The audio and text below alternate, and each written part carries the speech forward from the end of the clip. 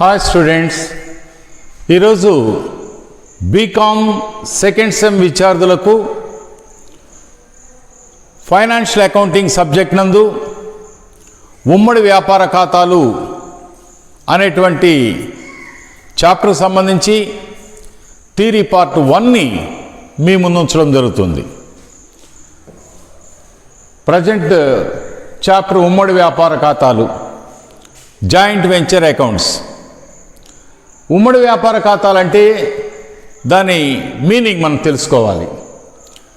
అంటే సొంత వ్యాపారంలో కలిగినటువంటి లోపాలను అధిగమించడానికి, అంటే to overcome the demerits in sole trading business, for that purpose partnership business came into the force. అంటే సొంత వ్యాపారంలో ఉండేటువంటి ఒడిదుడుకుల్ని, నష్టాలను అధిగమించడానికి భాగస్వామ్య వ్యాపారం అనేది ఉద్భవించింది.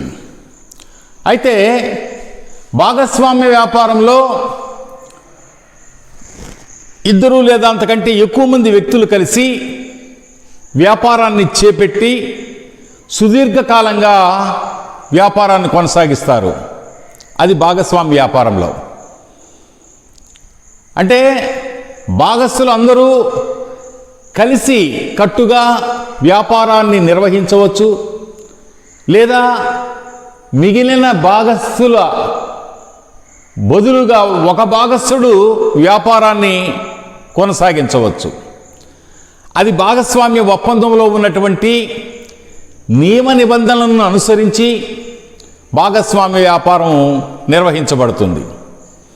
అదేవిధంగా లాభ నష్టాలు కూడా వారి వారి మూలధనాల నిష్పత్తుల్లో కానీ లేదా సమంగా కానీ పంచుకోవడం జరుగుతుంది. ఇది భాగస్వామ్య వ్యాపార సమస్యకు సంబంధించి మనము గతంలో తెలుసుకొని ఉన్నాం. కానీ ఉమ్మడి వ్యాపారం అనేది భాగస్వామ్య వ్యాపారాన్ని పోలి ఉంటుంది, కానీ ఉమ్మడి వ్యాపారం అనేది భాగస్వామ్య వ్యాపారం కాదు. జాయింట్ వెంచర్ అనేది పార్ట్నర్షిప్ను పోలి ఉంటుంది, కానీ పార్ట్నర్షిప్ బిజినెస్ కాదు. ఎందుకంటే భాగస్వామ్య వ్యాపారంలో కానీ ఉమ్మడి వ్యాపారంలో కానీ ఇద్దరు లేదా అంతకంటే ఎక్కువ మంది వ్యక్తుల కలయికతో ఈ వ్యాపార సంస్థ నిర్వహించబడుతుంది. అది జాయింట్ వెంచర్ అయినా లేదా పార్ట్నర్షిప్ అయినా. కాకపోతే తేడా ఏంటంటే ఉమ్మడి వ్యాపార సంస్థలో భాగస్వామ్య తరహా ఉమ్మడి వ్యాపారాన్ని నిర్వహించేటప్పుడు దీనికి ఒక నిర్దిష్ట కార్యకలాపాలకు మాత్రమే పరిమితమై ఉంటుంది. అంటే ఒక వంతెన నిర్మించేదానికి ఇద్దరు ముగ్గురు భాగస్థులు కలిసి ఈ ఉమ్మడి వ్యాపారాన్ని చేపట్టినప్పుడు ఆ వంతెన నిర్మాణం అయిపోతానే ఆ ఉమ్మడి వ్యాపార సంస్థ రద్దు అవుతుంది. అదే భాగస్వామ్య వ్యాపార సంస్థలు అలా కాదు. నిరంతర ప్రక్రియ, అంటే గోయింగ్ కన్సర్న్. అది అంటే విరామము లేకుండా, అంటే గ్యాప్ లేకుండా భాగస్వామ్య వ్యాపార సంస్థ చేపట్టినటువంటి సందర్భాల్లో ఆ సంస్థని నిరంతరం కొనసాగించడం అనేది జరుగుతూ ఉంటుంది, ఇయర్స్ టుగెదర్ జరుగుతూ ఉంటుంది.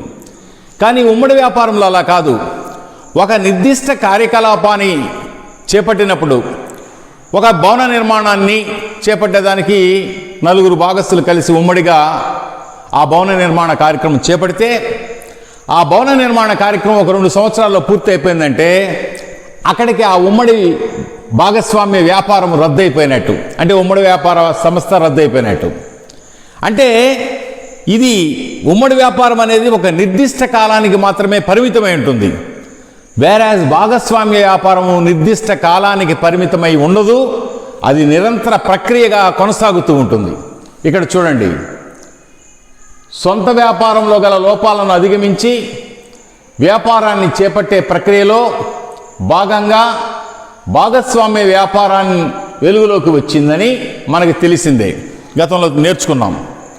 అయితే ఈ భాగస్వామ్య వ్యాపారం పేరు లేకుండా ఈ ఉమ్మడి వ్యాపారానికి పేరు అనేది ఉండదు. ఒక రోడ్డు నిర్మాణం ఒక 10 కిలోమీటర్లు వేయాలనుకున్నప్పుడు నలుగురు భాగస్థులు కలిసి ఆ 10 కిలోమీటర్ల రోడ్డు నిర్మాణం పూర్తి చేసుకొని బయటపడిపోతారు. అక్కడికి 10 కిలోమీటర్ల రోడ్డు నిర్మాణం అయిపోతానే ఆ ఉమ్మడి వ్యాపారము రద్దయిపోతుంది. ఇది భాగస్వామ్య వ్యాపారం మాదిరిగానే 2-3 కలిసి చేయొచ్చు. దీనికి ఒక నిర్దిష్టమైన పేరు అనేది ఉండదు. అదే భాగస్వామ్య వ్యాపారంలో అయితే ఒక నిర్దిష్టమైన పేరు పెట్టుకొని దాన్ని నిరంతరం కొనసాగించే ప్రక్రియగా దాన్ని భాగస్వామ్య వ్యాపారంలో చేపడతారు. కానీ ఉమ్మడి వ్యాపారంలో అలా కాదు. ఒక నిర్దిష్ట కాలానికి ఒక నిర్దిష్ట కార్యకలాపాలకు మాత్రమే పరిమితమై అలాంటి వ్యాపారాన్ని ఉమ్మడి వ్యాపారము, జాయింట్ వెంచర్ అంటారు. వ్యాపారాన్ని అభివృద్ధి చేసుకోవడానికి ఎక్కువ మూలధనం ఏర్పరచుకోవాలనేటువంటి సదుద్దేశంతో నైపుణ్యము కొరత తీర్చుకోవడానికి ఈ యొక్క ఉమ్మడి వ్యాపారంలో అవకాశం ఉంటుంది.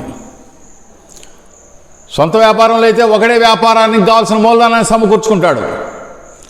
భాగస్వామ్య వ్యాపార సంస్థలో 2-3 కలిసి మూలధనాన్ని సమకూర్చుకుంటారు. ఉమ్మడి వ్యాపారంలో కూడా దానికి కావలసిన మూలధనాన్ని 2-3 కలిసి ఏర్పరచుకోవచ్చు. అయితే భాగస్వామ్య వ్యాపారం అనేది నిరంతర ప్రక్రియగా ఉంటే ఉమ్మడి వ్యాపారం అనేది ఒక నిర్దిష్ట కార్యకలాపానికి, ఒక నిర్దిష్ట కాలానికి, ఒక వంతెన నిర్మాణానికి, ఒక రోడ్డు నిర్మాణానికి, ఒక భవన నిర్మాణానికి ఈ తరహా వ్యాపారాన్ని చేపడతారు. కాబట్టి దీనికి కావలసినటువంటి మూలధనం కూడా భారీ సంఖ్యలో ఉంటుంది. ఎక్కువ మోతాదులో మూలధనం అవసరమవుతుంది. అయినప్పటికీ జంకవలసిన అవసరం లే. ఇందులో భాగస్థులు ఆ మూలధనాన్ని తలా ఒక చేయి వేసి సమకూర్చుకుంటారు. కాబట్టి మూలధన వనరులకి ఉమ్మడి వ్యాపారంలో కొరత లేదు. అలాగనే నైపుణ్యానికి కూడా కొరత లేదు. భాగస్థుల యొక్క డిఫరెంట్ మైండ్స్ ఇక్కడ ఉంటాయి. కాబట్టి ఒక్కొక్కడు ఆయా వ్యక్తుల యొక్క ప్రావీణ్యాన్ని బట్టి, వారి నేర్పరితనాన్ని బట్టి పనిని విభజించుకొని అందరూ తమ భుజస్కంధాల మీద ఈ ఉమ్మడి వ్యాపారాన్ని చేపట్టి ఆ నిర్దిష్ట కాలం తర్వాత వ్యాపారాన్ని ముగించుకోవడం అనేది జరుగుతుంది. పోతే దీని నిర్వచనంగా మనం చెప్పే పని అయితే డెఫినేషన్, 2 లేదా అంతకంటే ఎక్కువ మంది వ్యక్తులు లేదా వ్యక్తుల సమూహాలు ఉమ్మడిగా నిర్దిష్టమైన ప్రణాళికకు పరిమితమైన ఒక వ్యాపారాన్ని చేపట్టి అంగీకరించిన మొత్తాలతో మూలధనాన్ని సమకూర్చుకొని ఒప్పందానికి కట్టుబడి లాభ నష్టాలను పంచుకోవడానికి ఏర్పడినటువంటి తాత్కాలిక భాగస్వామ్యమే ఉమ్మడి వ్యాపారం. ఇక్కడే నిర్వచనంలో మనం చెప్పుకోవచ్చు, ఉమ్మడి వ్యాపారం అనేది తాత్కాలిక భాగస్వామ్యమే. తాత్కాలిక భాగస్వామ్య వ్యాపారం 2 లేదా అంతకంటే ఎక్కువ మంది వ్యక్తులు కలిసి ఉమ్మడి వ్యాపారాన్ని చేపడతారు. కానీ ఒక నిర్దిష్ట కాలానికి, ఒక నిర్దిష్ట ప్రణాళికకి, ఒక నిర్దిష్ట కార్యక్రమానికి మాత్రమే పరిమితమై ఉంటుంది.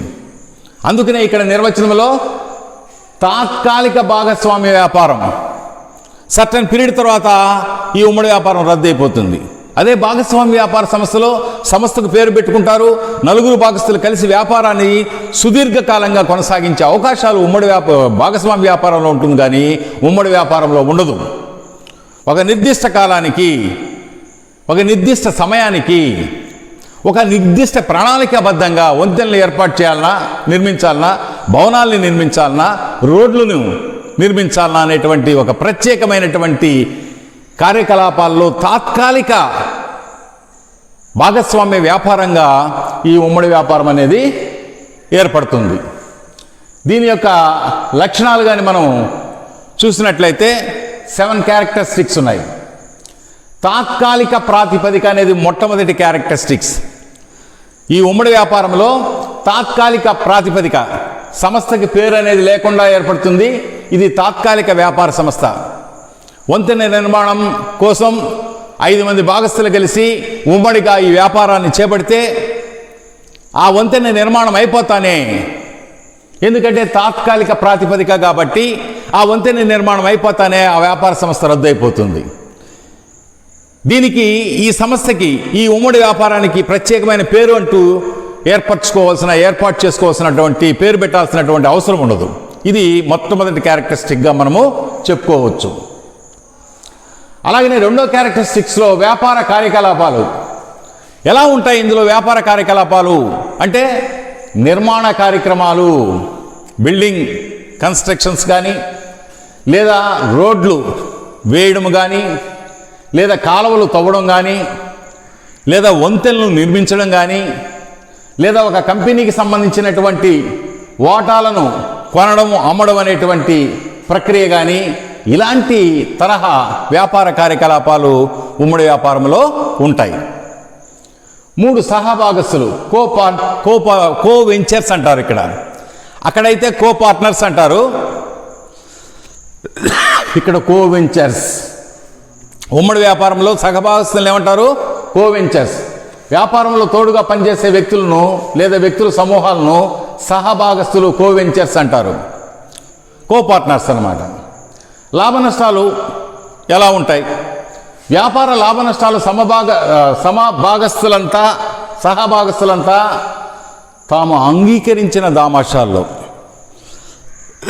ఒప్పందంలో ఎవరు ఎంత భాగం లాభాన్ని పంచుకోవాలా, లేదా వారి మూలధనాన్ని నిష్పత్తిలో పంచుకోవాలన్నా, లేదా సమంగా పంచుకోవాలన్నా అనేది వారి మధ్య ఉండేటువంటి అంగీకరించినటువంటి దామాషాల్లో లేదా ఒప్పందంలో పేర్కొన్నటువంటి సమాచారం ప్రకారము ఈ యొక్క లాభ నష్టాలని పంచుకోవడం జరుగుతుంది.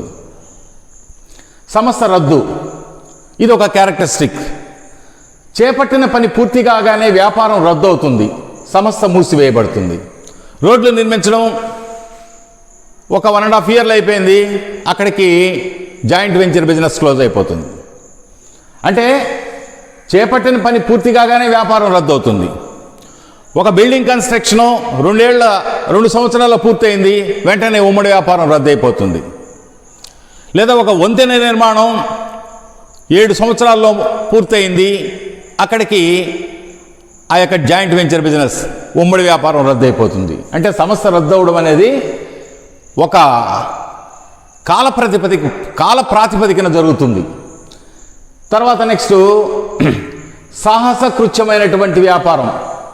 ఉమ్మడి వ్యాపారంలో అధిక మొత్తాలు మూలధనంగా అవసరం ఉన్నందువలన పెద్ద మొత్తాల్లో లాభ నష్టాలు కలిగి దృష్ట్యా ఈ రకమైన వ్యాపారాన్ని ఉమ్మడి సాహస కృత్యంగా చెప్పుకోవచ్చు. ఎందుకంటే ఉమ్మడి వ్యాపారం అనేది 100 కోట్లు 200 కోట్లు, ఒక వంతెన నిర్మాణానికి 100 కోట్లు అవసరం అనుకో, ఆ 100 కోట్లు సహభాగస్తులు ఏర్పాటు చేసుకొని భారీ స్థాయిలో మూలధన ఓనర్లు సేకరించుకునేదానికి, హ్యూజ్ క్యాపిటల్ రైజ్ చేసేదానికి ఉమ్మడి వ్యాపారంలో అవకాశం ఉంటుంది. కాబట్టి ఇది ఒక రకంగా సాహస కృత్యం చేసినట్లే. అందుకనే దీన్ని ఉమ్మడి సాహస కృత్యం అంటే జాయింట్ వెంచర్ అని చెప్పేసి, ఒక వెంచర్, జాయింట్ వెంచర్, ఉమ్మడిగా సాహస కృత్యం చేపడతారు. భారీ స్థాయిలో మూలధనాన్ని చేపట్టి ఈ నిర్మాణ కార్యక్రమాలు ఇలాంటివి చేపట్టడం జరుగుతుంది. కాబట్టి ఇది సాహసోపేతమైనటువంటి చర్యగా, దీన్ని ఉమ్మడి సాహస కృత్యంగా, జాయింట్ వెంచర్గా దీన్ని పరిగణించడం జరుగుతుంది. కాబట్టి ఈ 7 క్యారెక్టరిస్టిక్స్ మీకు ఎగ్జామ్స్లో ఉమ్మడి వ్యాపార లక్షణాలు అని చెప్పి షార్ట్ క్వశ్చన్స్లో అడిగేటువంటి అవకాశం కూడా ఉంది. నెక్స్ట్, ఉమ్మడి వ్యాపారం వల్ల ప్రయోజనాలు. What are the merits in joint venture? ఉమ్మడి వ్యాపారంలో ఎటువంటి ప్రయోజనాలు ఉంటాయంటే ఈ 3 ప్రత్యేకంగా మనం పేర్కొన్నాం. వనరుల సమీకరణ అంటే ఈ సోర్సెస్ అంటే క్యాపిటల్ సోర్సెస్, ఈ రిసోర్సెస్ని బాగా డెవలప్ చేసుకునేటువంటి అవకాశం ఉంది. ఇద్దరు అంతకన్నా ఎక్కువ సహభాగస్తులు ఉంటారు కాబట్టి అందరి మీద ఎక్కువ మొత్తాలను సేకరించడానికి అవకాశం ఉంటుంది.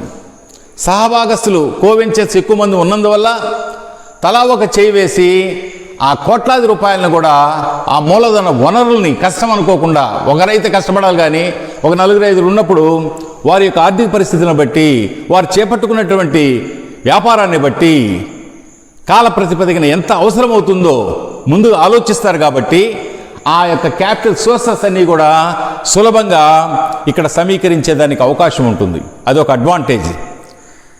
4-5 కలుస్తారు కాబట్టి తలా ఒక చేయి వేసి భారీ స్థాయిలో మూలధన వనరులను సమీకరించుకునేటువంటి అవకాశము, ఇది ఒక అడ్వాంటేజ్గా మనం ఉమ్మడి వ్యాపారంలో చెప్పుకోవచ్చు. నిర్వహణలో నైపుణ్యం అంటే ఎఫిషియన్సీ కూడా ఆర్గనైజ్ చేయడంలో లేదా మేనేజ్ చేయడంలో ఎఫిషియన్సీ అనేది కూడా ఇక్కడ ఈ యొక్క జాయింట్ వెంచర్లో ఉంటుంది. ఎందుకంటే భాగస్థుడు వివిధ రంగాల్లో ఆరితేరి ఉంటాడు కాబట్టి వారి వారి నైపుణ్యాన్ని బట్టి ఉమ్మడి వ్యాపార సంస్థలో బాగా ఉపయోగపడుతుంది. అంటే నలుగురు భాగస్తులు ఉన్నప్పుడు నలుగురు డిఫరెంట్ మైండ్ సెటప్స్లో ఉంటారు, డిఫరెంట్ ఎఫిషియన్సీ కలిగి ఉంటారు. కాబట్టి వారి యొక్క నైపుణ్యాన్ని ఏ పని వారికి అప్పగిస్తే బాగుంటుంది ఈ ఉమ్మడి వ్యాపారంలో అనేది ముందుగా నిర్ణయించుకొని ఆ వర్క్ని నైపుణ్యవంతంగా ఈ పార్ట్నర్, ఈ సహభాగస్తుడు చేయగలడు అనుకుంటే ఈ యొక్క నిర్వహణలో నైపుణ్యం అనేది భాగస్తుల మధ్య ఉండేటువంటి ఆ యొక్క స్కిల్స్ని బయటికి రాబట్టి ఉమ్మడి వ్యాపారాన్ని సక్సెస్ఫుల్గా చేసుకునేదానికి అవకాశం ఉంటుంది. ఉదాహరణకు కానీ తీసుకున్నట్లయితే ఒక ఉమ్మడి వ్యాపార సంస్థ భవన నిర్మాణ ప్రాజెక్టు కానీ తీసుకున్నట్లయితే ఒక బిల్డింగ్ కన్స్ట్రక్షన్ తీసుకున్నాం. ఉండే భాగస్తుల్లో ఒకరికి ఇంజనీరింగ్ నైపుణ్యంలో ఉండేటువంటి భాగస్తులు ఒకడు ఉన్నాడు. ఇంజనీరింగ్ ఎఫిషియన్సీ అంతా కూడా ఆ భాగస్తుని యొక్క స్కిల్స్ని ఉపయోగించుకునే అవకాశం ఉంటుంది. కాబట్టి ఇంజనీరింగ్ విభాగాన్ని ఆ భాగస్తుడికి అప్పగించవచ్చు. మార్కెటింగ్ లేదా విత్త వనరుల సమీకరణ అంటే ఫైనాన్షియల్ సోర్సెస్ ఎవరైతే డెవలప్ చేయగలరు, లేదా ఈ భవన నిర్మాణాన్ని మార్కెటింగ్ ఏ భాగస్తుడైతే చేయగలడు, అట్లా ఉన్న భాగస్తుల్లో ఒకరికి మార్కెటింగు, ఒకరికి ఫైనాన్షియల్ రిసోర్సెస్, ఒకరికి ఇంజనీరింగ్ స్కిల్స్, ఇట్లా డిఫరెంట్ మైండ్ సెటప్స్ని వారి వారి స్కిల్స్ని ఉమ్మడి వ్యాపారానికి వినియోగించుకొని ఉమ్మడి వ్యాపారాన్ని సక్సెస్ఫుల్గా చేసేదానికి అవకాశము ఈ యొక్క జాయింట్ వెంచర్ బిజినెస్లో ఉండేటువంటి ఒక స్వప్రయోజనంగా మనం చెప్పుకోవచ్చు. తర్వాత నెక్స్ట్ లాస్ట్ వన్, నష్టాన్ని తగ్గించుకోవడం. రిస్క్ బేరింగ్ కూడా తక్కువే.